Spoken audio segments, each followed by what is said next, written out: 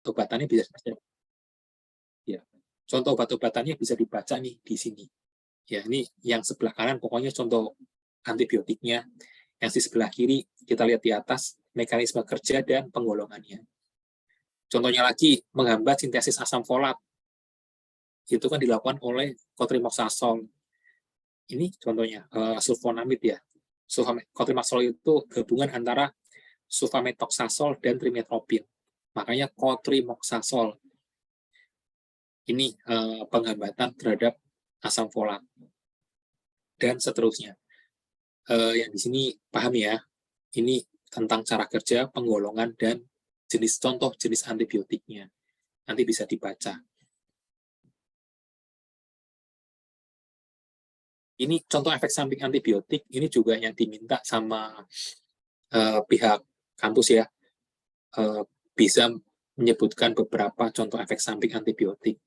Saya mencontohkan 5, saya ambil 5, sebenarnya masih lebih banyak lagi sih gitu. Tapi untuk kemudian saya ambil contoh 5. Yang pertama, yang rusak telinga atau toksik itu telinga.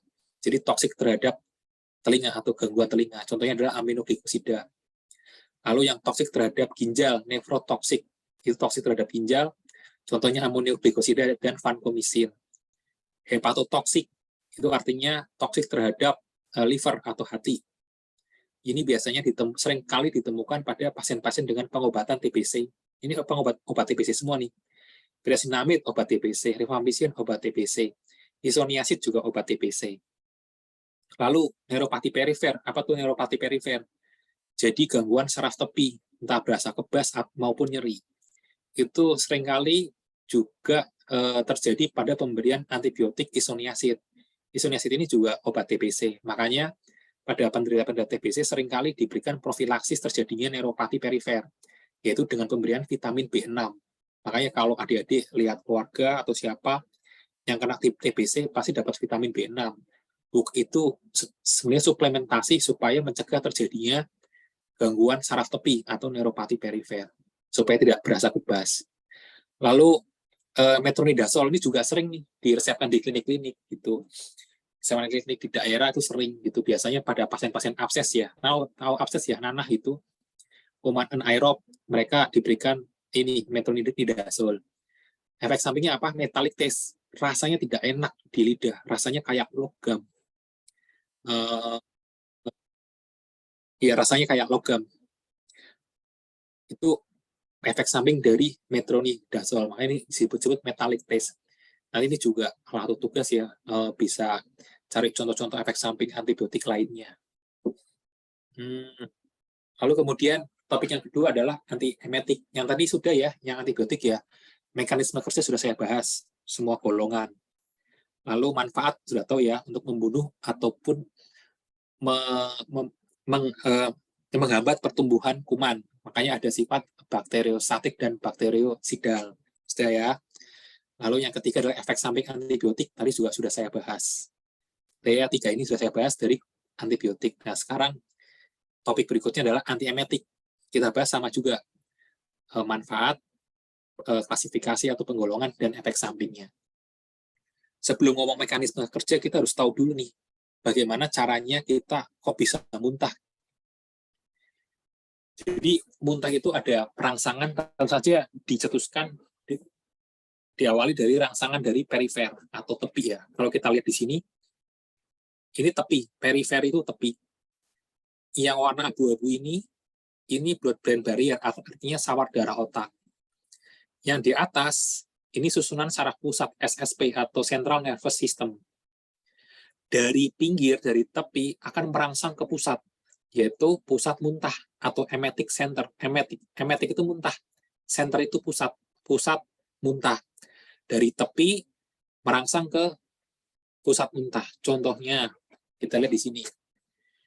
Ada beberapa yang tidak melalui reseptor. Contohnya adalah sensory input. Jadi sensori itu kan dari berbagai panca indera ya. Dari penciuman, penglihatan, atau sensasi rasa nyeri. Orang nyeri bisa bikin muntah. Cium bau busuk, nggak usah bau busuk deh. Minyak wangi pun kalau memang tidak cocok bisa muntah. Dari apa yang kita lihat, bisa kalau belajar anatomi, lihat mayat ngerasa jijik, bisa muntah. lihat apa yang jorok kita bisa muntah. Bahkan antisipasi memori traumatik kejadian masa lalu yang tidak menyenangkan itu juga bisa langsung merangsang ke saraf pusat yang akan merangsang ke pusat muntah. Orang bisa muntah gara-gara sensasi sensorik ini, sensasi panca indera ini. Lalu contohnya yang rangsang dari perifer apalagi? Contohnya adalah ketika kita dicetuskan oleh gangguan keseimbangan atau vestibuler ya, dalam hal ini kan dicetuskan oleh telinga bagian dalam yang akan merangsang otak kecil atau cerebellum. Cerebellum itu otak kecil. Melalui zat kimia namanya histamin sama asetilkolin. Kalau H1M1 itu nanti kalian bisa baca di sini, itu reseptornya, reseptor histamin 1, M itu muskarinik. Muskarinik itu untuk dapat neurotransmitter asetilkolin. Nah, dia dicetuskannya kapan? Contohnya ketika kita perjalanan jauh, naik bus, naik bajai deh yang kebut-kebutan, atau naik roller coaster kita bermain di Ancol, ya kan? Lalu karena guncangan itu yang akan memengaruhi rumah koklea namanya rumah siput. Kan rumah siput punya cairan tuh, cairan vestibuler, cairan ya. Itu akan mengganggu keseimbangan vestibuler, gangguan keseimbangan yang akan memengaruhi ini, otak kecil. Dan otak kecil itu akan berpengaruh kepada pusat muntah yang akan menyebabkan orang akan muntah. Contohnya, obat apa yang beredar di pasaran untuk mencegah mencegah mabuk perjalanan? Coba sebutin. Antimo, Dok. Antimo, Pak. Betul sekali. Antimo kerjanya di sini nih. Histamin 1.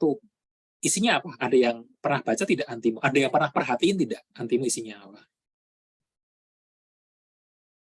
Ya, nggak apa. Isinya dimenhidrinat. Nah, dimenhidrinat itu dia akan menghambat reseptor histamin 1. Jadi, ketika terjadi guncangan pada telinga dalam, dia tidak akan muntah. Itu karena tidak akan sampai ke pusat muntah.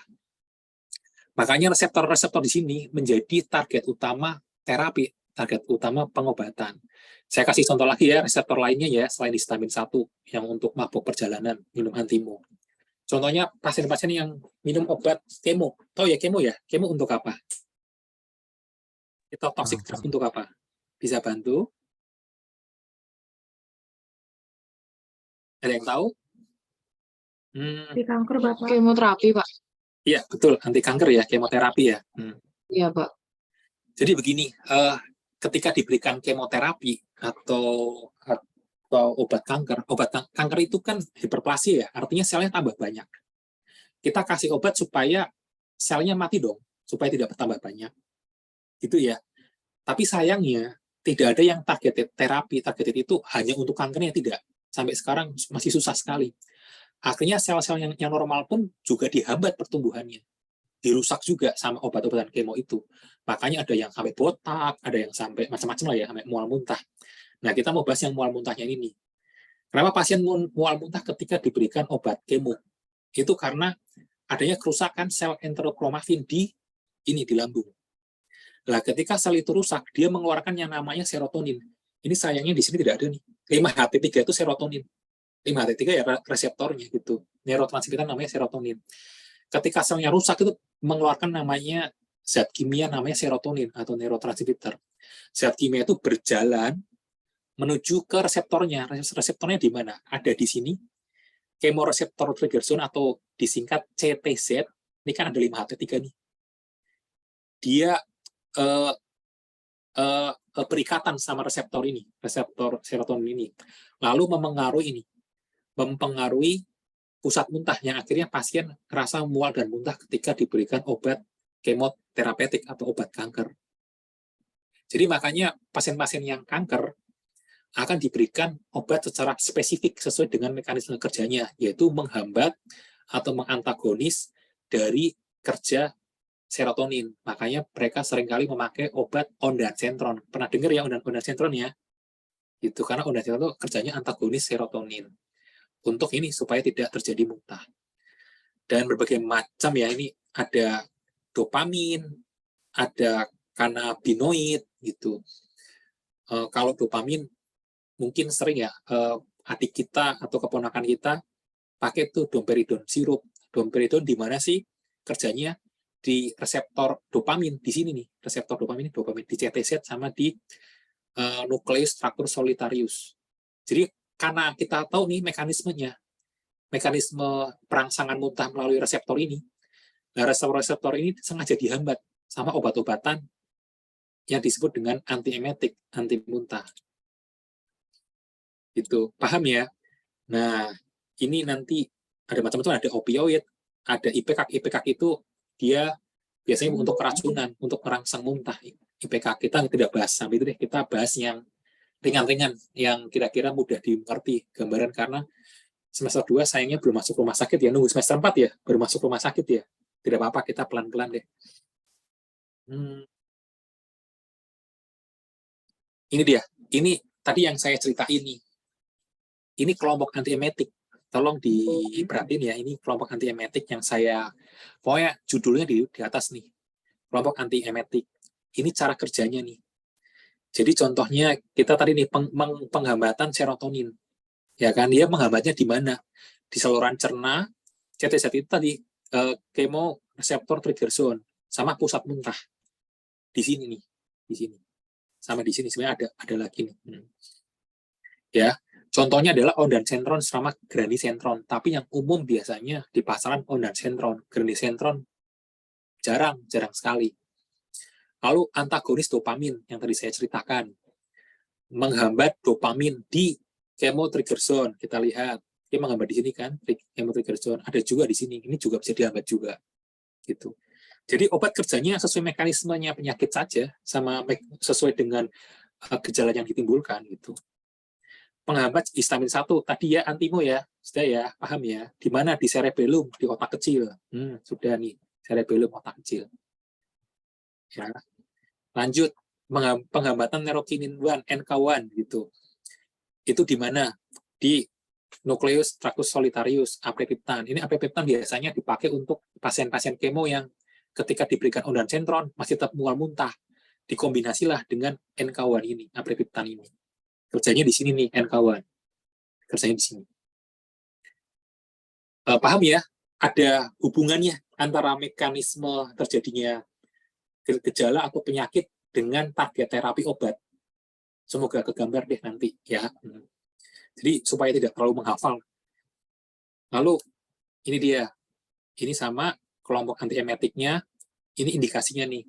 Kalau prokinetik, kalau antagonis dopamin kan sering ya buat keluhan mual muntah, buat penyakit lambung gitu.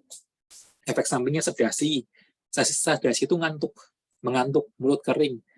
Tapi yang paling mengkhawatirkan adalah gejala esapiramidal. Tapi khususnya tentu saja metoclopramid. Makanya nanti kalau adik-adik dijaga di IGD, seringkali pinginnya pasien datang mual muntah, dipasang infus D5 misalkan ya, karena butuh gula biasanya kalau pasien mual muntah. Kadang-kala D5 1/4 NS juga bisa. Selain diperbaiki kadar gulanya, juga kita perbaikin elektrolitnya. Kita langsung masuk nih metoclopramid. Tapi kadang-kala kita tidak memilah-milah pasien yang beresiko untuk terjadinya esapiramidal. Esapiramidal itu salah satu gejalanya itu kejang. Setelah disuntik, pasiennya kejang. Nah, itu akibat obat ini, metoclopramid. Tentu saja ada cara-caranya untuk menyingkirkan kira-kira supaya pasien ini kalau disuntik metoclopramid itu supaya tidak terjadi esapiramidal. Kita lihat-lihat kira-kira kalau kita suntik beresiko tidak mengalami ini esapiramidal. Kita akan hindari pemberian obat metoclopramid itu pada orang tua. Karena apa? Orang tua sama anak kecil. Karena metoclopramid itu bisa menembus blood-brain barrier, jadi sawar darah otak. Nah, pada orang tua sama bayi itu sawar darah otaknya itu belum terbentuk sempurna. Jadi kadar metoclopramid yang masuk ke otak itu banyak. Makanya seringkali kejadiannya banyak kan pada anak kecil dan pada bayi ya, dan pada orang tua atau geriatrik, berarti di atas umur 60 tahun. Hati-hati pada pemberian ini. Jadi kalau sampai disuruh, suntik ini ya, anti muntah metoclopramid, lihat-lihat.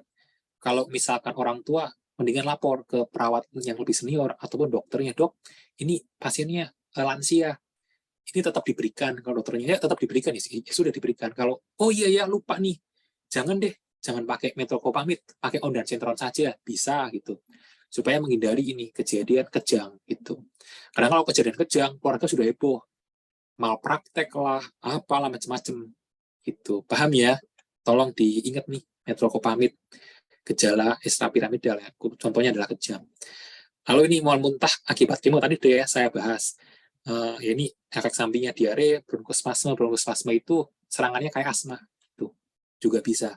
Lalu sakit kepala, mabuk perjalanan kan pakai antimo ya. Antimo apa efek sampingnya? Ngantuk kan? Ngantuk, lemes, pusing, kadang-kala bikin lesu. Itu efek sampingnya. Kita sudah tahu lah ya, minum antimo ya seperti itu efeknya, ngantuk. Lalu ini NK1 inhibitor, mual muntah akibat kemoterapi kanker yang tidak tidak berespon terhadap pemberian ondansetron, kita lakukan kombinasi. Ini efek sampingnya nyeri kepala, lemas, konstipasi, dan cegukan. Kebayang ya, saya cerita seperti ini ya. Kalau saya cerita tentang kasus, mungkin semoga kebayang. Lanjut ya. Nah, ini yang ketiga nih, obat anestesi. Lebih mudahnya obat bius gitu saja ya. Pernah ada yang dibius? Pernah lah ya, emang tidak pernah sakit gigi. Ada yang pernah dijahit? Ada yang pernah dijahit? Oke, baiklah. Ini obat bius. Jadi namanya anestesi. An itu kan tanpa, estesis kan perasaan. Berarti semua panca indera panca indera. Jadi sengaja pasien itu dibikin koma. Tapi sementara. Makanya di sini saya bilang caranya bikin koma itu dengan cara mendepresi atau menekan susunan saraf pusat. Kalau sementara artinya bersifat reversible, artinya pasien masih dibangunkan lagi, masih bisa dibangunkan lagi. Bukan dibikin koma selamanya. Kalau dibikin koma selamanya itu pembunuhan. Ini dibikin koma sementara, artinya reversible sementara, bisa dibalikin lagi. Fungsinya buat apa sih? Ya buat pembedahannya gampang gitu loh, bisa dibedah, tidak berontak-berontak. Karena apa? Ketika dibikin koma, pasien rasa nyeri hilang dan kesadaran juga hilang. Iya ya, paham ya. Jadi supaya pembedahannya itu berjalan dengan lancar, sengaja rasa nyeri sama kesadarannya dihilangin. Nah, sebenarnya anestesi ini sudah digunakan dari zaman kapan, tahun yang sudah lama gitu. Mesir, dia memakai narkotik buat melakukan anestesi. Narkotik kan selain anti nyeri kan juga bisa bikin ngantuk. Gitu ya. Di Cina pakai ganja. Lalu yang paling zaman dulu lagi, yang lebih dulu lagi, pakai tindakan fisik. Dari dipukul pakai tongkat kayu sampai pasien ini pingsan baru dioperasi, disunat ya, dioperasi. Atau pakai kantong es dikumpulin, ditempelin sampai membekuk, baru dilakukan operasi. Karena dengan seperti itu, pasien tidak merasa nyeri. Ini zaman dulu, sekarang sih sudah beda, sudah sangat modern. Nah, yang perlu kita perhatikan adalah jenisnya pembiusan nih. Ada bius umum sama bius lokal, karena obatnya lain. Gitu. Lanjut ya ke slide berikutnya. Kalau ada pertanyaan, boleh langsung dipotong loh ya, tidak apa-apa. Jangan nungguin sampai akhir, takutnya lupa nanti. Kalau nggak, boleh dicatat dulu, mau nungguin sampai akhir juga boleh, tidak apa-apa. Lalu, ini kita ngomongin pembiusan umum. Kita nggak usah ngomongin anestesi lah ya, kayaknya nanti malah riwah gitu. Kalau anestesi pokoknya bius lah, bius umum gitu. Tujuannya bius umum ini tentu saja buat tadi analgesik. Analgesik itu kehilangan nyeri, persepsi nyeri. Lalu ketidaksadaran, dan amnesia. Jadi kita tidak ingat apa. Jadi kalau teman-teman punya keluarga yang habis di bius, operasi di bius, pasti mereka ngeluh, gimana ya kejadiannya ya gitu. Karena itu memang sengaja dibikin pencapaian, dibikin amnesia gitu. Nah, tapi karena ini bius umum, dia akan berdampak terhadap refleks-refleks yang lain. Salah satunya adalah refleks otonom. Otonom itu apa sih? Otonom itu refleks tubuh yang tidak disadari atau tidak disengaja. Contohnya seperti ini. Kalau disengaja itu kan contohnya otot rangka gitu ya. Misalkan kita mau ngambil susu di kulkas, di otak perintah dari kita duduk, ayo jalan kaki ke kulkas. Kaki jalan kan, disuruh sama otak.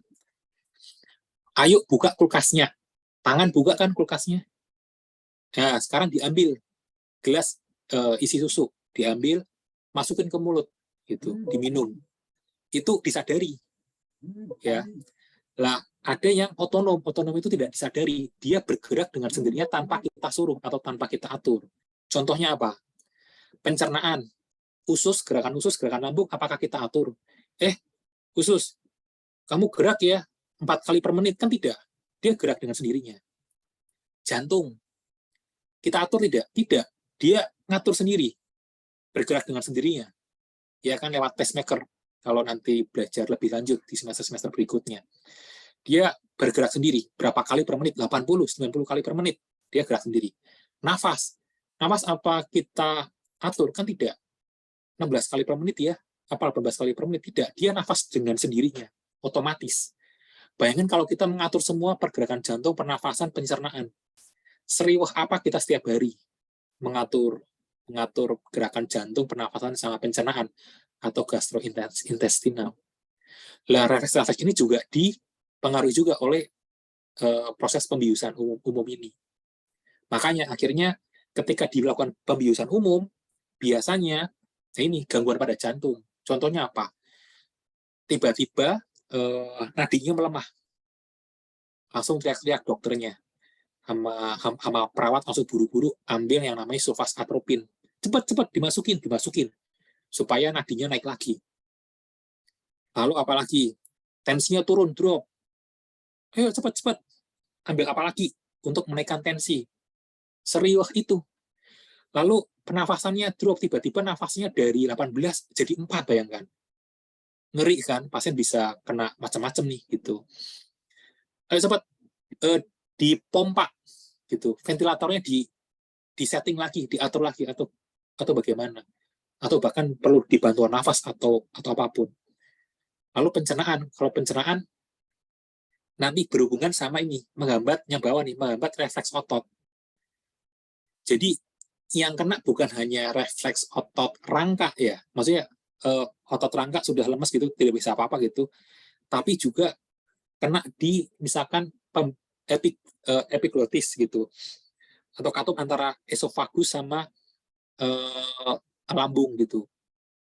Jadi ketika dilakukan pembiasan umum, itu kalau lambung ada isinya, makanan atau cairan itu bisa naik ke atas, ke kerongkongan, lalu kalau pasiennya tidak sadar, bahkan bisa tersedak atau aspirasi. Jadi makanan atau minumannya atau cairan masuk ke paru-paru. Apa akibatnya kalau makanan atau cairan masuk ke paru-paru? Pasien bisa nafas tidak? Ya kayak orang tenggelam. Tidak bisa nafas, akhirnya pasien mati di kamar operasi. Makanya kalau adik-adik lihat keluarga kerabat, kalau mau dioperasi kan disuruh apa dulu? Sebelum operasi. Puasa, Dok. Betul, disuruh puasa dulu supaya kosong, karena resiko terjadi aspirasi, makanan minuman masuk ke paru-paru. Karena apa? Karena obat bius umum ini. Udeng ya, paham ya yang saya ceritain ya, saya coba sangkut pautin sama yang bakalan kita ketemu nanti setiap hari di rumah sakit. Nanti ya efek sampingnya tidak jauh-jauh nih dari jantung, pernafasan, pencernaan, nggak akan jauh-jauh. Pokoknya obat kalau diberikan kita pasti sesuaikan dengan mekanisme yang kita kerja penyakit atau gejalanya atau tujuannya. Nanti efek sampingnya apa tidak jauh dari itu, nyambung semua kok. Oke, ini hanya pengetahuan saja, tidak perlu dihafal. Ini supaya kalian kegambar doang, nanti di rumah sakit bakalan ketemu ini nih. Kalau ini tidak perlu terlalu diresapi lah. Ini saya hanya pengen cerita doang. Jadi ketika diberikan bius umum, dia itu jadi tidak sadarnya itu bertahap. Ini saya kasih garis nih yang sebelah kiri ini. Dari atas ke bawah. Ada 4 stadium. Ini hanya tahu aja lah, udahlah. Pokoknya yang penting pernah dengar. Saya pernah cerita. Ini bukan tuntutan dari kampus. Ini supaya kalian punya gambaran. Jadi yang pertama ketika dimasukin, intravena dulu ya, dimasukin. Intravena dimasukin, pertama nyerinya dulu hilang. Jatuh ke dalam lagi. terus mulai delirium itu mulai kesadarannya mulai turun, termasuk perlawanan ya, maksudnya ya berontak-berontak lah gitu. Tapi biasanya kalau cepat obatnya cepat kerja, ini bisa langsung jatuh ke stadium 3. Jadi dengan pernafasan teratur, ototnya sudah rileks, refleksnya menurun. Nah ini sudah mulai nih, ayo pasang alat bantu nafas gitu. Karena sudah dialihkan tuh, kayak pernafasan kan udah mulai turun tuh, gitu kan, harus dialihkan, dibantu pakai alat, dipindahin gitu, diganti alat gitu. Nah pada waktu itu sudah semua sudah turun, sudah oke, pasien sudah dianggap sudah tidak sadar, tidak nyeri. Nanti biasanya dokter sama perawatnya dicubit-cubit dulu, pasien yang dicubit. Kalau dia masih ada refleks melawan, belum nih, belum betul. Kedalaman anestesinya harus diperbaiki. Itu kadang-kala kalau lihat masuk ke kamar operasi, sebelum benar-benar diincisi, mulai disobek pakai pisau, dipastikan dulu. Dicubit-cubit ya, bukan cubit-cubit kasar, bukan. Maksudnya dicubit, artinya ini pasien benar-benar sudah tidak nyeri, tidak. Kalau benar-benar sudah tidak nyeri, aman, langsung buka, gitu, langsung bedah. Tapi kalau masih nyeri, bilang sama dokter anestesi atau perawat anestesinya, ini kok masih ada refleks ngelawannya gitu. Berarti artinya belum sampai stadium 3. Minta ditambah lagi obatnya. Kegambar ya, kebayang ya, sampai stadium 3. Tapi hati-hati. Hati-hati jangan sampai pasien jatuh ke dalam stadium 4. Kalau stadium 4, ini artinya depresi berat pernafasan dan vasomotor. Ini resiko kematian. Jadi kalau petrama intravena disuntikin lewat intravena, sampai stadium 3, diganti pakai gas. Nanti ada nih, yang di bawah nanti slide berikutnya gas. Dipakai gas supaya mempertahankan di stadium 3. Kalau operasi 4 jam, ya 4 jam di stadium 3. 3 jam di stadium 3. Selama pembedahan diusahakan di stadium 3 pokoknya. Memakai naik turun nanti obat bius lewat inhalasi, lewat dihirup. Kebayang ya, makanya nanti ada alat tuh, nanti saya ada gambarnya alat. Kalau pasiennya agak mulai kelihatan mulai agak-agak berontak gitu atau tensinya mulai naik, langsung tuh gasnya dilonggarin supaya masuk ke paru-paru, supaya pasien lebih tenang lagi, tidak nyeri lagi. Kebayang ya kedalaman anestesi ya, lalu nanti pemakaian obat-obatan karena hubungannya sama kedalaman anestesi ini. Lalu setelah selesai operasi, di stop lah obat-obatannya. Bagaimana pulihnya? Pulihnya sesuai gitu, pulihnya ya berjalannya mundur. Jadi dari bawah ke atas, dari stadium 3, 2, 1. Nah, kalau udah 1, mulai dilihat lagi pasiennya, oke, boleh ya pindah ke ruang rawat inap. Kalau kira-kira pasiennya bermasalah, karena ada gangguan jantung, apa-apa, tidak boleh ke rawat inap. Biasanya langsung ke ICU. Makanya pasien keluar operasi ada 2 nih. Mau langsung ke rawat inap, ke kamar biasa, kalau keadaan kondisinya stabil, pada saat mampir di ruang recovery, ruang pemulihan, atau masuk ke ICU, gitu. Dan nanti kalian juga bisa nih, kan bisa jaga juga di ruang recovery, ruang pemulihan. Tidak boleh terlena. Maksudnya terlena, stadium 3 harusnya naik ke atas, ya malah turun ke bawah ke stadium 4. Wah, gawat. Gawat. Kalian harus benar-benar, stadium 4 nih, langsung bantuan nafas sama RJP, bantuan jantung. Jadi ini penting sekali paham atau punya bayangan mengenai stadium-stadium ini. Gitu. Siapa tahu kalian jaga di ruang recovery, siapa tahu kalian jaga di ruang operasi, siapa tahu kalian jaga di ruang rawat inap. Kalau di rawat inap, kalian dipanggil, ayo sudah siap nih pasiennya, dijemput ya di ruang pemulihan. Kalian lihat, loh, ini masih stadium 2 kok gitu, masih delirium, masa mau dikirim ke rawat inap? Protes, boleh. Sama perawatnya di ruang recovery, di ruang pemulihan. Kenapa protes? Iya, nanti riweh di ruang rawat inapnya kalau kalian harus nungguin gitu loh. Nungguin sampai stadium 1. Kalau ada apa-apa gimana? Kalau di ruang rawat inap kan perawat 6. Pasien bisa sampai 30, 40. Riweh gitu loh. Karena tidak berbanding lurus antara jumlah tenaga perawat dengan jumlah pasien. Malah bahaya sama pasiennya. Kalian protes seperti itu karena untuk pasien safety atau untuk keamanan pasien. Kebayang ya, bukan kita tidak mau, kita ogah-ogahan males, tidak, karena tidak aman ketika pasien masih di stadium 2 langsung masuk ke ruang rawat inap, tidak aman. Kalian boleh protes seperti itu, jangan takut, jangan malu-malu. Paham ya? Kebayang ya? Lanjut, ini anestesi lokal. Kalau lokal itu, kok gambarnya tidak ada ya? Ya sudah, nanti deh. Ini anestesia lokal, jadi ini lokal itu tahu ya, kayak kita luka robek, lalu kita mau biusnya di situ aja. Atau sakit gigi, misalkan mau lepas gigi, mau copot gigi, di bius dulu kan, di bius lokal kan. Bius lokal itu artinya pasien masih sadar. Kalau yang tadi kan umum kan tidak sadar, ini masih sadar. Masih sadar, tujuan utamanya satu, supaya tidak ngerasa sakit. Dengan cara apa? Menghambat sistem saraf perifer.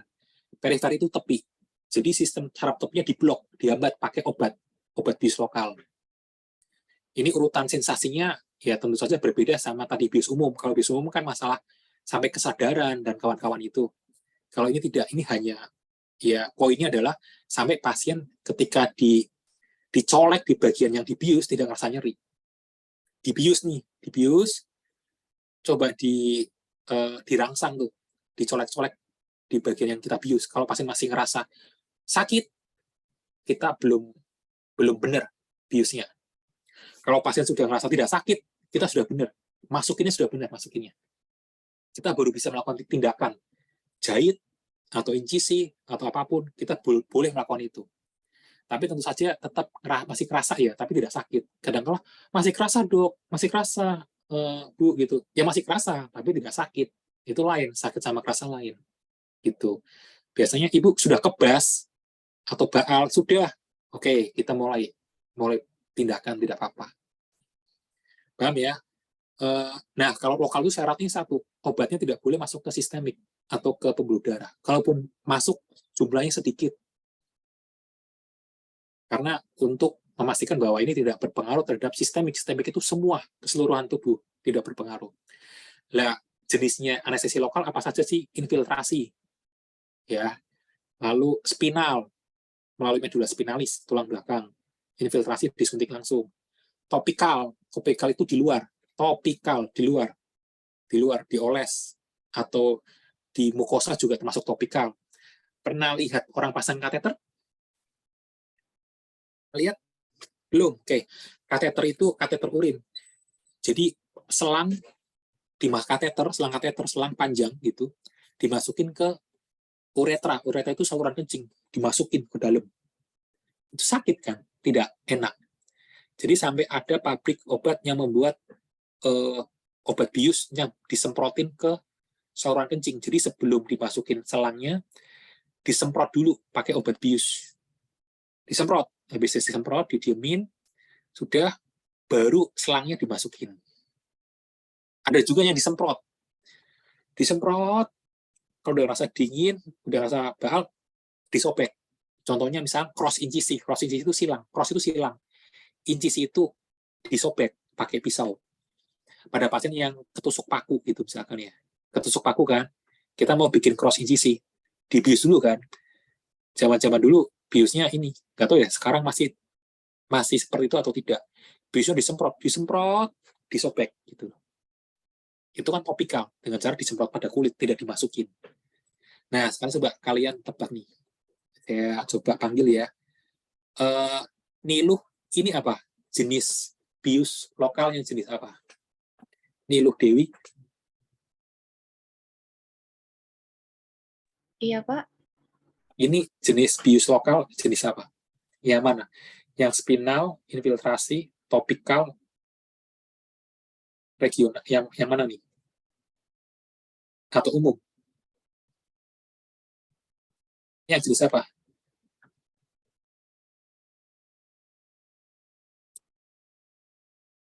Halo? Dijawab aja.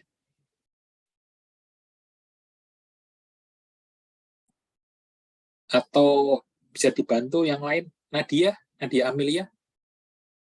Menurut Nadia apa, Nat? Ini Nat. Eh,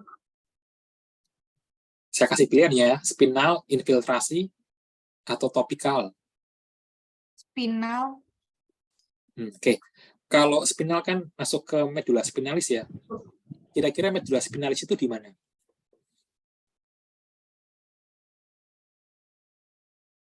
Di tulang belakang ya. Kalau ini namanya infiltrasi nih. Ya benar nih, Satrio benar, infiltrasi. Coba Satrio lagi, Satrio. Buka Satrio suaranya. Ini Satrio. Ini apa Satrio? Ini kena pisau nih. Ini apa? Termasuknya. Kalau pembiusan lokal seperti ini caranya.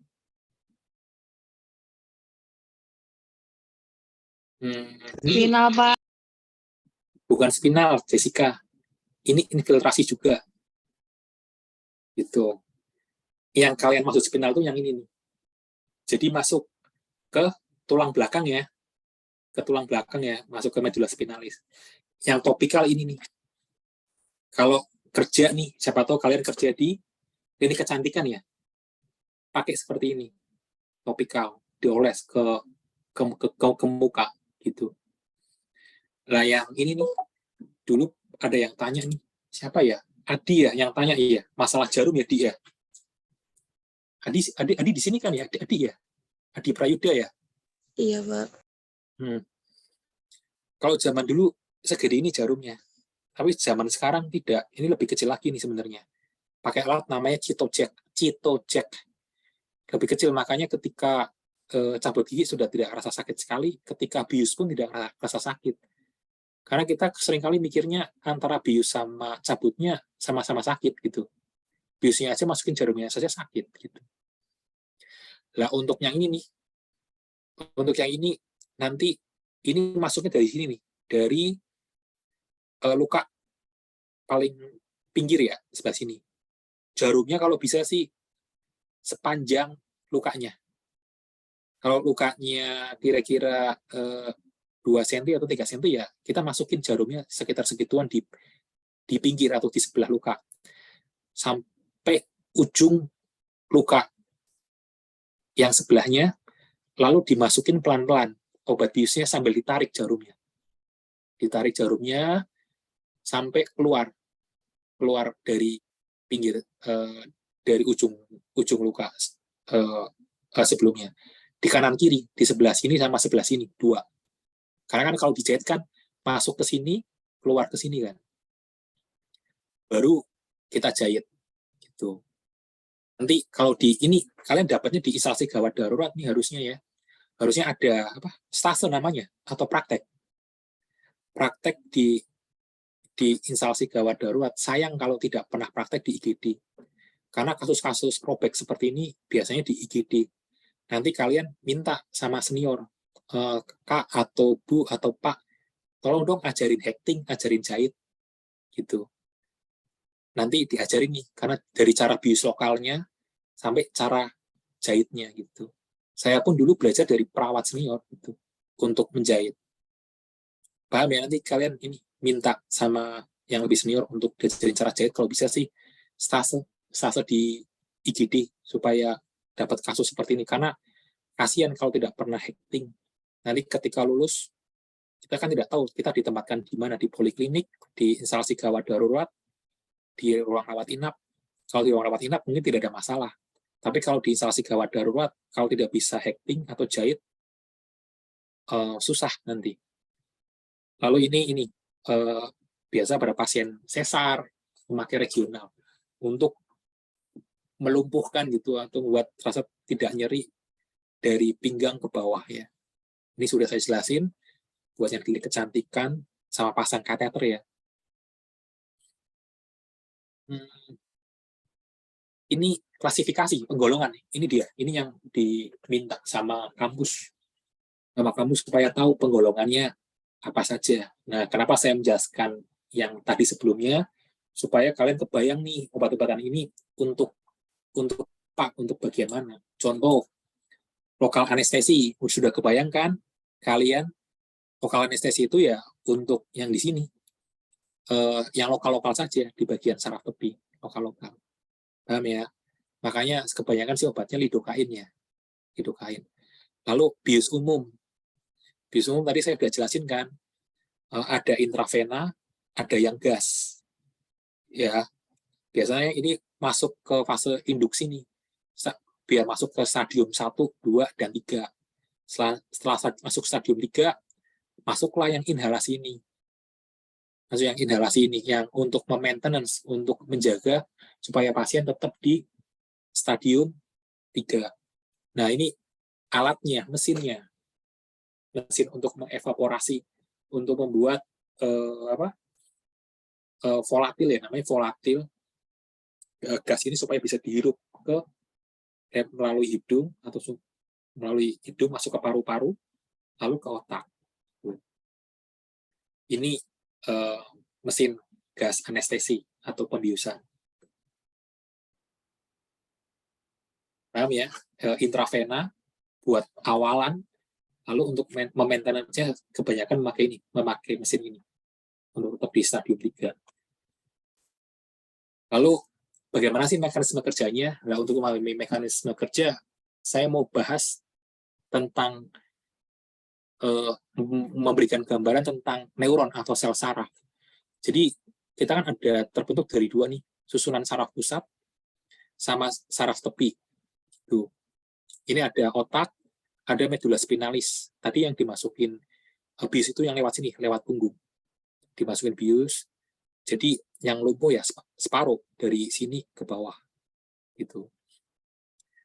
Nah, dari ada 2 nih, saraf pusat sama saraf tepi. Ya, otak sama medula spinalis. Kan itu terdiri dari jutaan sel saraf, gitu kan ya. Sel saraf itu apa? Neuron. Bentuknya seperti apa? Seperti ini neuron itu. Jadi minta tolong dengan sangat, kalau saya ngomong atau orang lain ngomong neuron, kalian harus cepat nangkep neuron itu sel saraf. Bentuknya seperti apa? Bentuknya seperti ini. Saya nggak akan ngomong panjang di sini, ada badan, ada macam-macam, ada sinaptik. Tapi saya ingin langsung fokus ke tempat obat itu kerja, supaya kalian dapat bayangan. Ini neuron. Nah, neuron kalau bergabung-gabung jutaan, miliatan gitu, kan jadi banyak tuh. Lalu gimana sih caranya mengirimkan sinyal, nyeri nih gitu, langsung masuk ke otak gitu. Lalu turun ke bawah, memberikan instruksi, tarik dong tangannya gitu, supaya tidak nyeri gitu. Itu yang ngasih instruksi itu sel-sel saraf, saling berkomunikasi gitu loh. Komunikasinya lewat apa? Ya lewat sambungan. Sambungannya di mana? Di sini sambungannya. Ini sambungan antara neuron sama neuron, antara sel saraf dengan sel saraf. Ini sel saraf, ya ini kan satu nih, ini satu neuron, ini satu neuron, ini ada neuron lain. Lah, kalau antara persambungan neuron sama neuron disebut ini sinaps. Ini kalau saya perbesar, ini bulatan ini, di zoom, diperbesar. Kalau diperbesar, jadi seperti ini. Sambungan antara neuron. Jadi ini yang disebut dengan sinaps. Sinaps. Ini, sinaps. Di sinaps ini buat komunikasi. Karena sinaps ini nanti ada namanya setelah sinap. Yang itu presinap. Presinap. Jadi yang ngasih order, yang ngasih perintah, yang ngasih neurotransmitter. Transmitter itu zat kimia yang tadi saya cerita itu, yang contohnya yang muntah kan ada histamin, serotonin, dopamin. Itu keluarnya di sini nih, keluarnya di sini, lalu ditangkap sama yang namanya reseptor. Kemarin udah pernah kan ya belajar tentang reseptor. Nah, reseptor macam-macam, ada reseptor. Kalau serotonin yang ditangkap sama reseptor serotonin. Dopamin yang ditangkap juga sama reseptor yang khusus untuk dopamin. GABA, gamma aminobutyric acid, itu juga ditangkap juga sama reseptor GABA. Ini ditangkap sama reseptor. Namanya kalau ini kan agak longgar nih antara neuron sama neuron, ini namanya celah sinaps. Yang merah-merah ini neurotransmitter. Neurotransmitter itu yang tadi zat kimia. Yang saya histamin, serotonin, dopamin, dan kawan-kawan. Paham ya? Dari ini, celah sinaps ini, baru saya mau ngomong tentang mekanisme kerjanya si obat bius. Ini mekanisme kerjanya obat bius. Yang di celah sinaps, tahu ya celah sinaps ya, yang di sini nih, celah sinaps. Ya kan, kalau ini kan ini bentuk sinyal WiFi nih. Sinyal WiFi ini ya. Sinyal WiFi. Ini kayak ketika ini berikatan neurotransmitter sama reseptor, itu mengirimkan sinyal ke neuron-neuron berikutnya. Lah, saya mau bahas yang cuma di sini nih. Yang reseptor sama sinyalnya. Saya ambil, nah saya buka ini. Ini ketika ini. Jadi, ketika tanpa pembiusan, ini kan reseptor nih, reseptor. Ini GABA ini neurotransmitter, zat kimia, yang mirip kayak histamin, serotonin, dopamin, seperti itu. Karena mekanisme kerja bius umum itu berhubungan sama neurotransmitter GABA. GABA itu gamma aminobutyric acid. Itu GABA. Nah, kalau GABA-nya nempel sama reseptornya, dia akan membuka sehingga klorida kan negatif ya, anion ya, masuk ke dalam. Masuk ke dalam mana? Ke dalam neuron atau sel saraf. Ketika masuk, ya ini jadi membran istirahat. Gitu. Istirahat itu artinya tidak menimbulkan apa-apa, tidak menimbulkan reaksi gitu. Nah, kalau dikasih obat bius, ini ngikatnya lebih kencang, lebih ditingkatkan, bahkan lebih lama gitu. Jadi kloridanya semakin tambah masuk, minusnya semakin banyak. Kalau kita lihat nih, di sini minusnya di dalam sel itu ada 4. Kalau ketika dikasih obat bius, minusnya jadi ada 6. Jadi lebih banyak anionnya, muatannya di dalam sel lebih negatif. Makanya akhirnya jatuhnya ke membran istirahat atau sel neuronnya diistirahatkan. Kalau sel neuronnya diistirahatkan, berarti sinyal nyerinya tidak bakal terkirim ke otak. Berhenti di situ. Paham ya? Jadi ketika jatuh ke dalam membran istirahat, karena muatan di dalam selnya negatif, lebih negatif, maka konsekuensinya adalah sinyal nyerinya tidak terkirim ke otak. Itu cara kerja dari obat bius umum gitu ya. Ini inhale anestetik, jadi bius lewat inhalasi umum. Paham ya? Yang umum ya. Beda cara kerjanya sama ini, sama yang lokal. Kalau lokal, kalau nyeri nih, nyeri di kulit, apa di otot, ini ada kanal namanya kanal natrium, saluran natrium. Kalau nyeri ini kebuka, natrium masuk. Kalau natrium masuk, jadi kita kesepakatannya adalah kalau muatannya negatif baru istirahat kan di dalam sel. Nah, kalau natrium masuk kan positif, berarti lebih banyak yang positif dong. Kalau lebih banyak yang positif berarti sinyalnya menjalan. Ada potensial aksi dan transmisi sinyal nyerinya jalan menuju ke otak. Itu kalau di dalam neuronnya atau di dalam sel sarafnya bermuatan lebih banyak ke positif akibat dari kanal natrium yang atau saluran natrium yang terbuka, lalu natrium masuk ke dalam. Kebayang ya? Nah, bagaimana kalau dikasih obat bius lokal? Nah, kalau bius lokal kerjanya ini, dia nempel di saluran natrium sehingga membuat natrium itu tidak bisa masuk ke dalam. Ketika nyeri datang, karena ini sudah dihambat saluran ini, natrium nggak bisa masuk. Karena nggak bisa masuk, di sini tetap negatif nih. Banyakan negatifnya di sini. Kalau banyakan negatifnya, ya sudah, tidak ada potensial aksi atau masuk atau jatuh ke dalam membran istirahat. Jadi ya tidak ada penjalur transmisi sinyal nyeri. Nyerinya terhambat. Karena di dalam neuronnya lebih negatif, jatuh ke dalam membran istirahat. Semoga paham ya. Semoga paham. Ini masuk ke sebenarnya bioelektrik nih, biolistrik, pelajaran Pak Alen tentang biolistrik. Tapi kurang lebih seperti ini cara kerjanya obat bius lokal. Nanti boleh ini kan direkam ya, nanti boleh diputar lagi ya rekamannya ya, supaya tidak mengulang-ulang karena sudah 1 jam 6 menit nih lebih. Oke, ini contoh obat golongannya, ini golongan barbiturat, contohnya tiopental. Efek sampingnya tadi saya sudah bilang kan, tidak lepas dari gangguan jantung, pernafasan, sama pencernaan. Contoh ini barbiturat, contoh obatnya tiopental, depresi atau depresi susunan saraf pusat atau penekanan saraf pusat. Berarti kan pasiennya tidak sadar ya, memang sengaja pasien tidak disadarkan kan. Bradikardi, ya karena memang tadi kan refleks otonomnya gangguan, ya berarti artinya ini bradikardi itu denyut jantungnya semakin lambat, hipotensi, tekanan darahnya semakin turun, depresi pernafasan, tadi udah dibahas kan, otonominya kena kan berarti pernafasan juga kena. P1V itu post operatif nausea, vomiting, jadi keluhan mual muntah yang terjadi setelah post operasi. Tadi udah dibahas juga kan, pencernaan juga kena kan. Jadi efek sampingnya tidak lepas dari mekanisme kerja obat. Ini sama, midazolam, propofol juga sama. Mungkin yang lain tamin ada halusinasi. Yang mirip juga sih kena susunan saraf pusat, episode psikosis, mimpi gitu. Jadi efek sampingnya tidak lepas dari mekanisme kerja dari obat biusnya. Lalu ini yang gas ya, ini ada efek contohnya nitrous oxide itu N2O, ada pneumotorak, usus sumbatan usus besar dan kawan-kawan, nyeri telinga. Halotan bisa demam, mual muntah, anoreksia, desfluran, batuk, sekresi saliva berlebihan juga bisa. Makanya kadang-kala kalau sekresi air liurnya banyak, saksin diusahakan untuk disaksin tahu ya, saksin itu disedot, diberikan juga seluas atropin supaya, tapi kita lihat juga nadinya berapa,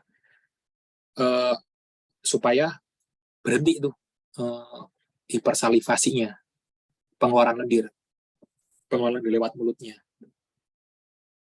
Yang terakhir vitamin sama mineral.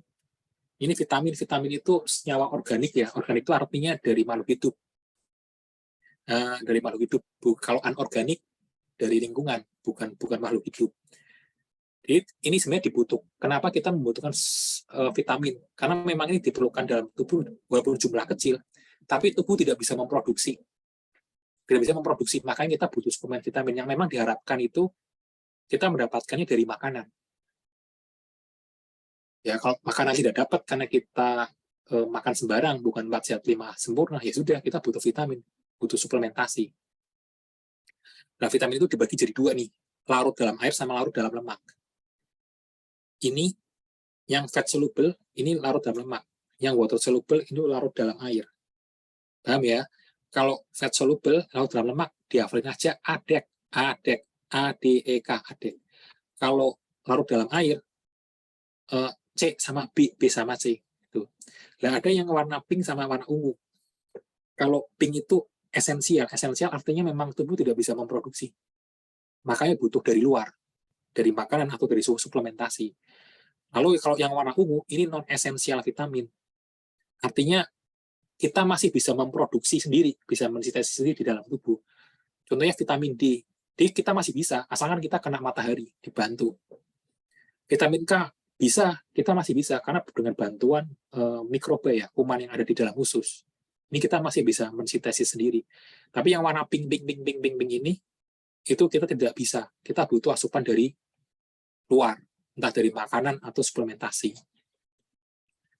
Ini fungsi daripada vitamin A, misalnya untuk mata, D untuk tulang, E untuk antioksidan, biasanya sering digunakan pada klinik kecantikan, K untuk faktor pembekuan darah ya terutama, C untuk antioksidan, juga untuk pertumbuhan sama perbaikan jaringan yang rusak. Makanya sariawan kan dikasih vitamin C, itu mempercepat penyembuhan dari jaringan yang rusak.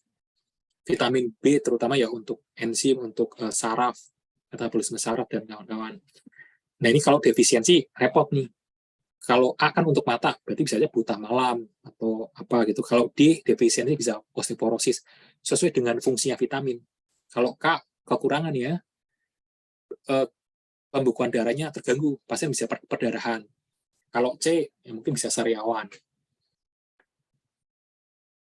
Lalu, toksisitas, defisiensi atau kekurangan vitamin tidak boleh, tapi kita juga tidak boleh kelebihan juga.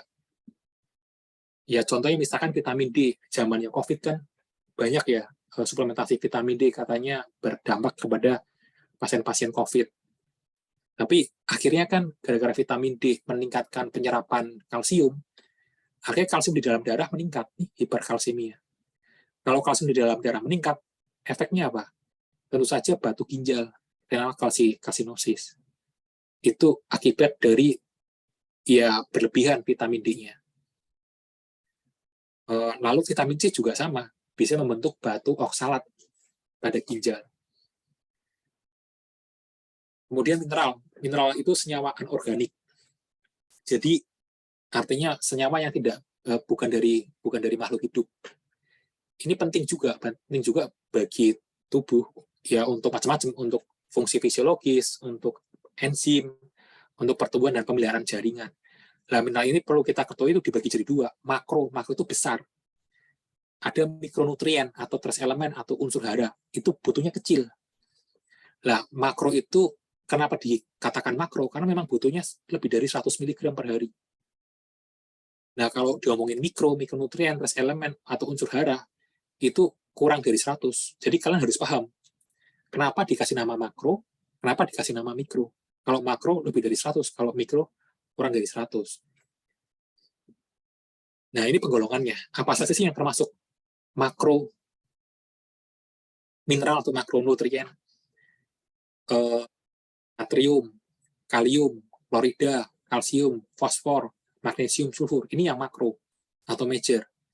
Lalu yang trace, yang butuhnya sedikit, besi, tembaga, seng, selenium, iodin, kromium, fluoride, mangan, molybdenum. Ini butuhnya sedikit. Tapi kalau ini tidak tercukupi, kita ya mengalami gangguan kesehatan juga. Ini fungsi-fungsi dari, kalau yang tadi natrium, kalium kan untuk elektrolit ya, untuk macam-macam lah, untuk termasuk ya keseimbangan yang di tubuh. Itu tidak saya bahas lagi. Kalsium termasuk untuk tulang juga. Yang saya bahas ini trace elemen, yaitu yang mikronutrien. Contohnya besi ya diperlukan untuk sel darah merah dalam mengangkut oksigen.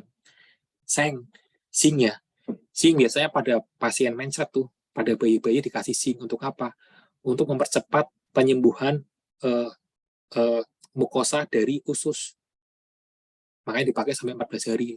Contohnya kemarin lagi zamannya COVID, memakai banyak suplementasi zinc karena dianggap ini dapat meningkatkan imun. Zinc itu. Lalu iodin ya untuk hormon tiroid, produksi hormon tiroid itu diperlukan. Lalu yang ini aja yang umum, fluoride, contohnya fluoride kan sering ya dengar iklan untuk kesehatan tulang dan gigi, ya kan, untuk biasanya dokter gigi yang sering ngomong gitu, sering memberikan edukasi atau promosi mengenai gunanya fluoride untuk kesehatan gigi. Itu kalau dari saya sudah sih itu. Nanti ini tugas kelompok ya, nanti saya share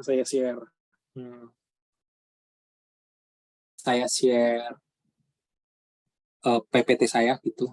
Saya share ke siapa, ketuanya si Endah ya, saya share ke Endah nanti. Ini buat minggu depan ya, diskusi minggu depan kalian bikin seperti kemarin buat kita diskusi. Ini sebagai feedback kira-kira kalian sudah sepaham apa sih gitu. Ya saya sih berharapnya kalian tulis, mengambil dari literatur, kalian juga paham juga gitu, paham apa yang kalian tulis, jangan asal copy paste lalu tidak paham. Itu sih. Nanti sini saya share, saya bagi sebelum waktunya habis, udah 14.25, saya masih punya 15 menit lagi. Ada pertanyaan kah?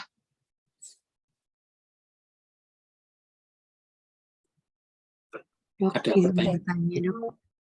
Ya, siapa ya? Naila, dok. Oh ya, Naila gimana? Ya, baik, terima kasih, dok. Saya Naila dari absen 24. Saya izin bertanya, dok. Tadi kan ada anestesi lokal sama umumnya, dok ya. Terus kalau operasi sesar itu kan berarti yang pernah saya dengar tuh ada yang lokal juga ya, dok. Sampai ada yang pasiennya itu diajak ngobrol sama dokternya gitu, dok. Terus tapi ada juga yang full nggak sadar gitu, jadi benar-benar dioperasi aja gitu.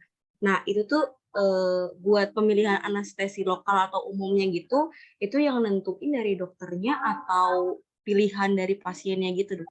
Terima kasih, Dok. Iya, jadi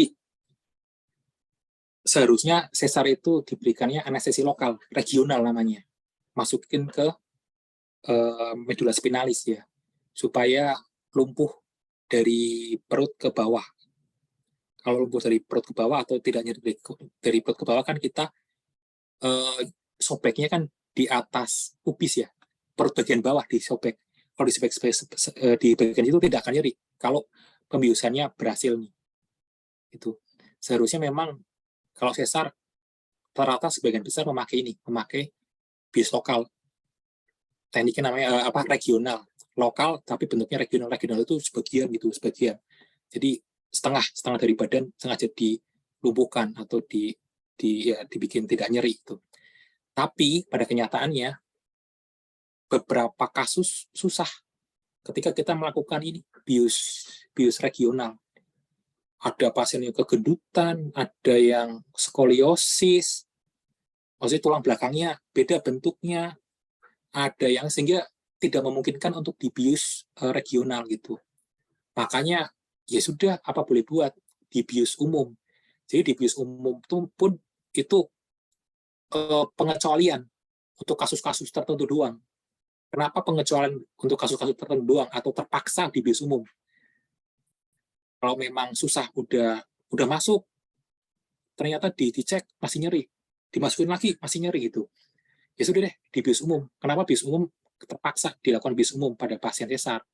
Karena pengaruh ke bayinya. Kalau bius umum kan dia lipofilik ya, kebanyakan obat-obatannya. Dia masuk ke plasenta. Masuk ke plasenta, akhirnya yang tidur bukan hanya ibunya, bayinya juga ikut-ikutan tidur. Masalahnya di situ. Gitu. Yang repot siapa? Yang repot nanti yang nolongin bayinya. Kalau saya dulu biasanya udah ngomel-ngomel kalau sampai di bius umum. Saya minta cepat, saya nggak mau lebih dari 5 menit. Ketika bius umum, operasi dari buka kulit sampai keluarin bayi, saya tidak mau 5 menit. Kenapa? Kalau lebih dari 5 menit, saya repot. Repotnya apa? Bayinya ikut-ikutan tertidur, saya takut aspirasi gitu. Asfiksia ya, masuk ke dalam jatuh asfiksia, jadi gangguan pernafasan. Gara-gara ini obat bius umum masuk ke plasenta, ke bayinya. Repot, jadi ketika dikeluarin, bayinya tidak nangis.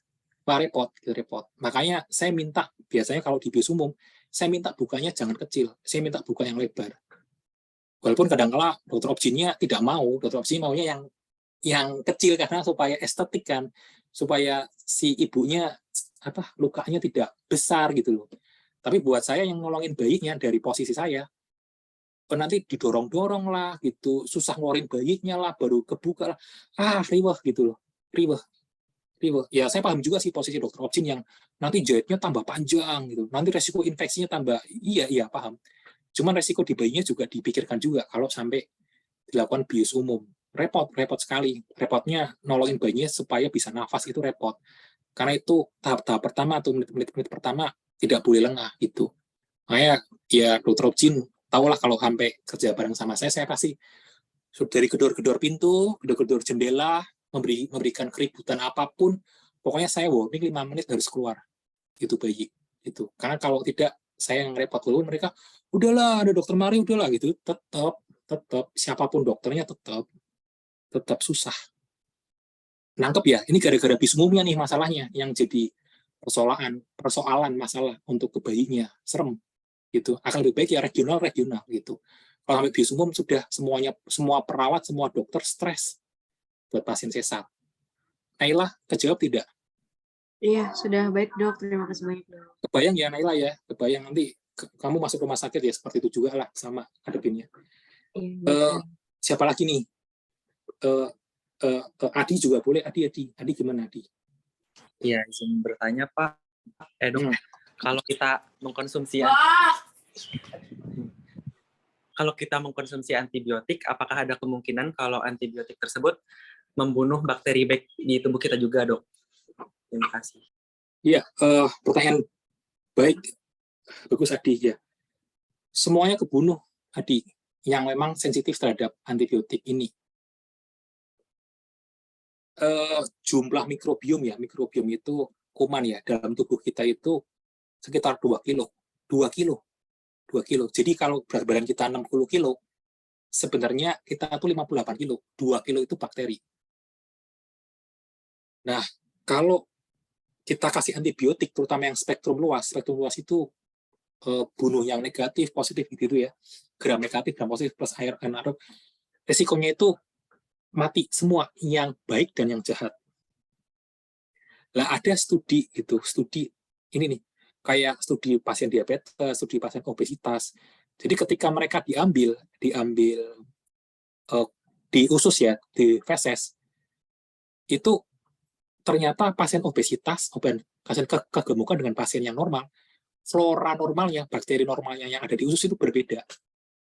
Makanya sekarang ada ilmu-ilmu yang terupdate. Jadi sebaran flora normal di dalam tubuh kita itu memengaruhi kita sakit apa. Kalau flora normalnya ini ya kemungkinan dia akan diabetes. Kalau flora normalnya ini berarti dia bahkan obesitas. Sampai seperti itu.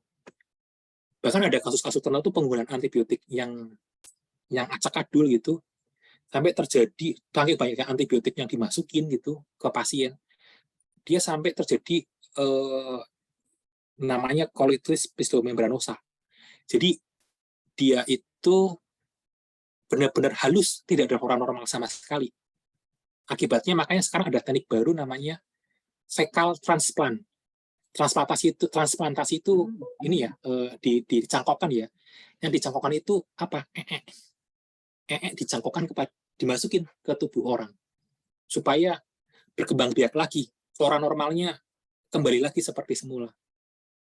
Itu, dan ternyata itu bisa menyembuhkan kasus-kasus tertentu gitu, terutama yang penyakit-penyakit yang disebabkan karena penggunaan antibiotik yang yaitu membunuh mikrobiom ya, atau flora normal yang harusnya ada di tubuh kita.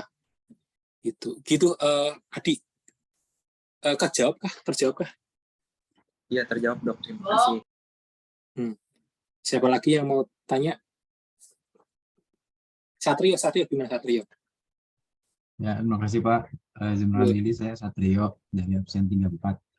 Jadi tadi saya dengarnya kan mekanisme kerja obat anestesi lokal itu mencegah penghambat pengiriman ion natrium gitu. Terus pertanyaan saya, kalau misalkan bius umum itu Pak, mekanismenya sama aja. Terus kalau bius umum itu kenapa pasiennya bisa sampai tidur total gitu? Apakah dosisnya membedakan atau penggunaan obatnya gitu? Iya, makasih Satrio. Pertama, mekanismenya lain Satrio. Nanti boleh video ini diputar atau nanti kan saya kirim ini kirim PPT-nya ya. Kalau zaman dulu sih masih belum diketahui ya, masih dugaan-dugaan mekanisme kerjanya melalui apa. Tapi sekarang ini banyak teori yang berkembang ya melalui ini. Kalau bius umum lewat GABA gitu, lewat reseptor penghambatan peningkatan dari neurotransmitter GABA ini terhadap reseptornya. Itu kalau bius umum. Kalau bius lokal ini kanal natrium. Walaupun ada lagi nih sebenarnya kayak NMDA gitu. Ada yang glutamat, ada yang glisin. Kalau ini memang sengaja saya tidak bahas karena nanti kalau terlalu banyak sepertinya yang penting ini deh, yang utama dulu deh, GABA sama yang GABA yang buat umum, lokal yang buat natrium gitu. Itu saja dulu. Lalu kenapa kok sampai tertidur ya yang bius umum ya? Iya, tertidur. Karena kan dia masuknya sistemik. Sistemik itu langsung ke pembuluh ke darah. Nanti memengaruhi ke otak gitu. Kenapa memengaruhi ke otak ya? Kan kita masuknya intravena sama inhalasi. Inhalasi itu lewat pernafasan, inhalasi lewat pernafasan. Obat dimasukin lewat pernafasan. Makanya itu akan berpengaruh masuk ke pembuluh darah, dari paru masuk ke pembuluh darah lalu ke otak. Beda sama lokal. Kalau lokal kan seperti ini.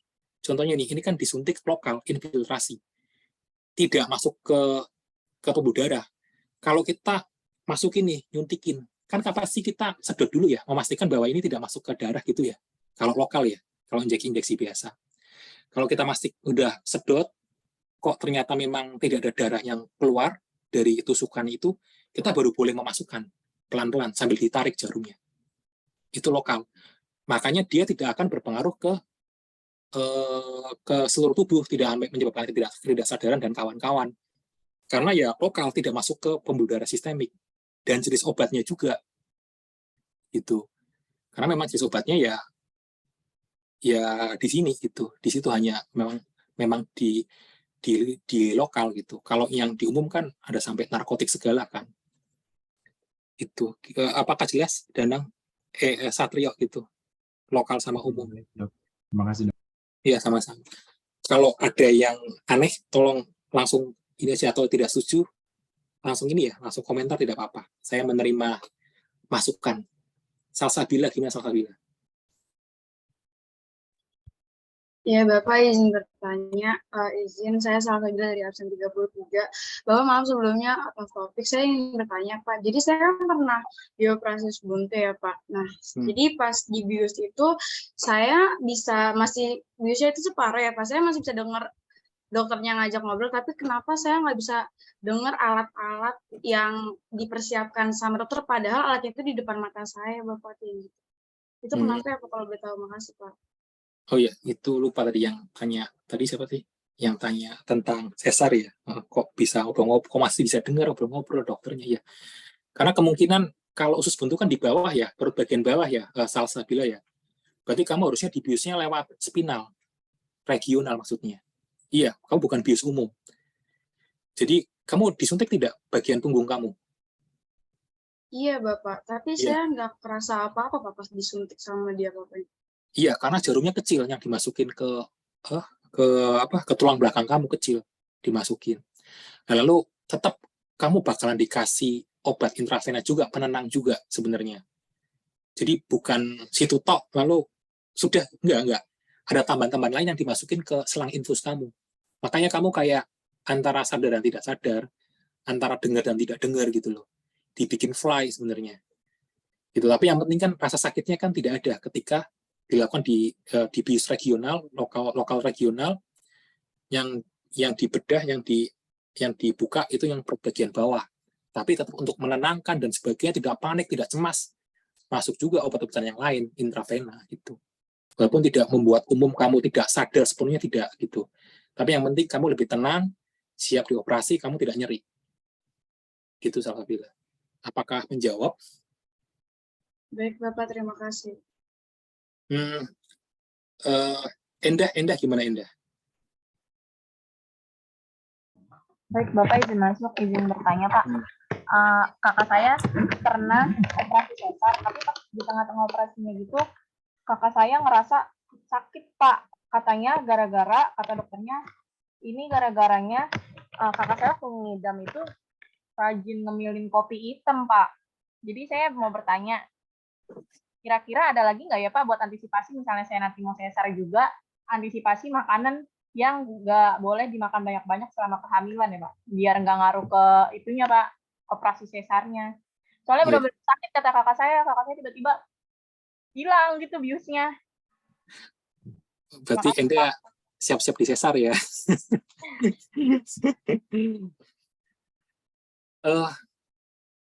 Kalau ini jujur saya baru dengar Enda, apa kopi hitam bisa menyebabkan biusnya hilang gitu. Karena saya jadi bertanya-tanya nih, yang nggak tahu ya, mungkin saya belum terlalu banyak baca mengenai kopi hitam bisa menurunkan efikasi atau respon obat bius. Saya belum pernah baca gitu. Ya, tapi tidak apa-apa juga kalau ada orang yang atau ada dokter yang beranggapan seperti itu. Tapi logikanya seperti ini. Kopi hitam kan misalkan diminum ya. Diminum emang efeknya berapa lama gitu. Itu satu. Lalu yang kedua, apakah kopi hitam ditumpuk di dalam tubuh? Gitu kan ya. Kalau ditumpuk sama dalam tubuh tidak keluar, itu masih logis lah ya gitu. Tapi kalau itu keluar semua, kopi hitam sebenarnya yang dimaukan kafeinnya kan ya, kafein itu kan ya gitu. Itu kan zat yang zat yang memang dimau ke banyak orang gitu karena enak gitu. Nah, apakah kafein itu berinteraksi gitu kan, interaksi dengan obat-obatan bius gitu. Kalau baca interaksi, saya kok tidak menemukan interaksi antara kafein dengan obat-obatan bius ini gitu. Kecuali misalkan ada memang obat-obatan yang memang dianggap dapat menyebabkan obat bius ini cepat di metabolisme. Maksudnya seperti metabolisme itu seperti ini. Masuk ke darah, masuk ke hati di metabolisme lalu jadi inaktif atau tidak aktif. Makanya akhirnya efek biusnya cepat hilang tuh. Ada obat-obatan seperti itu ketika diberikan bersama-sama malah mengurangi respon efikasi dari obat biusnya. Ada gitu. Kemungkinan kedua, permasalahan toleransi. Ini yang seringkali terlupa sama perawat maupun dokter ataupun siapapun lah tenaga kesehatan yang kelewat. Nanti baru pahamnya ketika dibius, kok ini pasien masih bolak-balik rasa sakit gitu loh. Toleransi itu ini kayak orang pengguna narkoboy gitu loh. Biasanya dia pakai 10 mg terus-terusan, lama-lama 10 mg tidak mempan, naik 20. 20 minum itu loh, miligram, lama-lama tambah lagi deh 40. 40 diminum, nambah lagi 100 gitu loh. Padahal opioid atau narkotik yang kita gunakan mungkin standarnya 20 mg. Ya tentu saja tidak mempan. Karena untuk pasien-pasien tertentu ya yang mengalami toleransi obat ini, biasanya pasien-pasien yang pengguna narkoba. Itu yang kedua. Yang ketiga, kalau yang ketiga ini fitnah nih gitu. Yang ketiga bisa jadi kegagalan teknis ketika melakukan pembiusan. Gitu. Jadi entah masuknya kurang pas, itu susah loh, susah. Saya tidak menyalahkan dokternya atau siapapun yang memasukkan gitu. Itu bisa saja terjadi terhadap semua dokter, semua perawat, semua orang bisa tidak pas masukinnya, bisa gitu loh. Kalau sudah seperti itu, ya jalan satu-satunya dipindah ke bius umum. Gitu. Sudah kebuka kan, misalnya sudah kebuka nih, sudah kelihatan uterus khusus seperti itu. Tidak mungkin dilanjutin ke bius lokal lagi, disuruh nunduk lagi, disuntik lagi, nggak mungkin. Di tengah-tengah operasi, bius umum harus dilakukan. Ditidurin. Ya, tapi itu syaratnya. Tidak boleh lama-lama ngeluarin bayinya. Gitu. Karena kalau pasien yang kerasa sakit, ya susah ya operasinya. Dia gerak-gerak terus. Apakah sudah terjawab? Endah. Kalau saya sih 3 itu ya, 3 kemungkinan itu. Iya Pak, sudah Pak. Terima kasih Pak. Iya, berarti kamu harus antisipasi yang mana ya, tidak ada antisipasi. Siapin mental aja gitu. Iya Pak. Gitu. Terakhir nih, Jessica sudah 14.43. Saya mau minum dulu nih sebelum jam 3 mulai. Jessica, gimana Jessica? Iya, izin masuk Bapak. Oke, Kan tadi dikatakan kalau misalnya bius itu kan kayak dari suntik gitu-gitu. Apa ada nggak sih obat yang di biusnya itu lewat mulut gitu, jadi diminum Pak? Ada apa nggak sih Pak? Terima kasih. kamu kenapa tanya itu Jessica? Kamu kayak di film-film sinetron, mau membius orang lalu orangnya dibawa ke hotel kemana, ke rumahnya gitu. Kamu kenapa tanya itu? Saya jadi curiga, Jessica. Izin masuk Bapak, maksud saya kayak di jadi obat minum gitu Bapak, nggak harus disuntik kayak gitu, ada nggak Pak? Nanti ini dicatat di video, nanti dicatat obatnya, nanti yang laki-laki, tolong laki-laki. Jadi ini kan yang saya jelasin kan intravena, ya kan?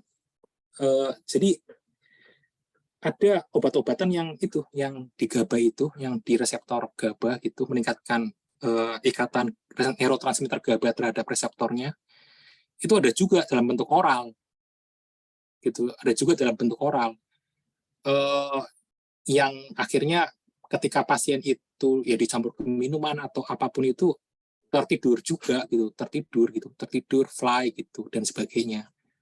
Itu obat-obatan yang digunakan untuk apa ya? Tapi pembiusan kelamaan, kalau kelamaan, ya apa ya? Ya terlalu lama gitu, terlalu lama kalau lewat minum kan kita maunya cepat ya, intravena gitu, intravena cepat masuk ke stadium 3 supaya ya pasien cepat masuk ke pembedahan, cepat pulang dan kawan-kawan gitu. Tidak lewat minuman. Kalau lewat minuman sih biasanya itu digunakan pada pasien-pasien epilepsi. Pasien-pasien epilepsi minum obat itu. Atau pasien kejang, epilepsi, kejang demam juga pakai gitu. Itu suntikan juga sih. Lalu untuk mencegah kejang juga, kalau minum oral ya juga sama. Dia ada kerja yang di GABA nih gitu. Lalu pasien-pasien cemas, depresi, itu juga minum obat yang kerjanya di GABA juga sama gitu. Gitu Jessica. Nanti cari ya obat-obatan yang kerja di GABA, tidak usah, maksudnya tidak perlu cari untuk memberikan kepada orang lain, tidak. Maksud saya mencari untuk pengetahuan, tidak. Udah paham Jessica? Iya, terima kasih Bapak. Bapak izin bertanya tadi kan ada tugas kan Pak yang kelompok itu. Itu tuh buat kelompok 4 doang atau semua kelompok dikerjain Pak? Terima kasih. Oh iya ya, buat semua kelompok atau itu ya. Kalian maunya gimana? Kelompok 4 aja, Kelompok Pak. Pak. Ya udah, kelompok 4. Yang penanya wajibnya siapa? Kelompok 5 dan 6 ya, Pak? Ya boleh. Tapi yang lain juga siap-siap ya. Kalau sampai ditanya, jangan sampai, karena masalahnya tugas saya itu harus membuat kalian mengerti. Padahal kalian masih semester 2. Kalau sepengalaman saya itu semester 5. Semester 5, kenallah farmako gitu. Ini semester 2, jadi saya tuh harap-harap cemas gitu. Berharap kalian ngerti, tapi cemas juga kalian tidak ngerti, tidak paham. Makanya prolognya agak lumayan panjang sebelum saya ngomong tentang mekanisme. Bahkan saya pun sudah berusaha untuk menghubung-hubungkan dengan kasus klinis yang bakalan ketemu di rumah sakit. Gitu. Ya wis lah, terserah nanti. Pokoknya siapa yang presentasi, siapa yang penanya wajib, yang lain siap kalau ditanya. Kalau nggak ngerti, cepat-cepat tanya. Minggu depan ya, ketemu sama saya lagi. Bapak izin masuk, Pak. Jadi ini benar makalah, terus yang ngerjain kelompok 4 aja, terus kelompok 5 dan 6-nya wajib bertanya ya, Pak? Iyalah, gitu saja boleh. Oh, tapi iya, tapi yang penting kalian paham semua sih. Jangan yang kelompok berapa? Tadi 4, 5, 6 doang yang paham. ya, Ya, Pak. gitu ya. Ya, Itu Pak. terus Baik, Pak. apalagi ya? Mau Besok. dokumentasi, Pak? Iya, dokumentasi. Yuk, ayo kita Bapak dokumentasi. on cam dulu ya, Pak? Yang lain dong, pada on cam biar saya tidak perlu kasih laporan. Wih. Siapa yang belum on cam ini? Izin masuk, Pak. Bapak belum on cam, Pak. Oh iya, saya belum on cam ya. Tapi saya kalau tidak on cam juga tidak apa-apa sih. Siapa nih? Audio, Devita, Albrani, Aura, Royana, tolong on cam.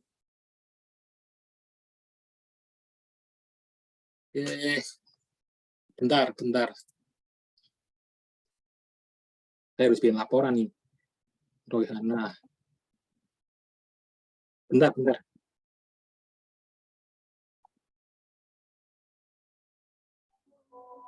Baik. Belum. Mau izin screenshot ya semuanya. Slide 1, 2, 3. Lagi slide 2. 1, 2. Sudah, Bapak. Terima kasih ya, Pak.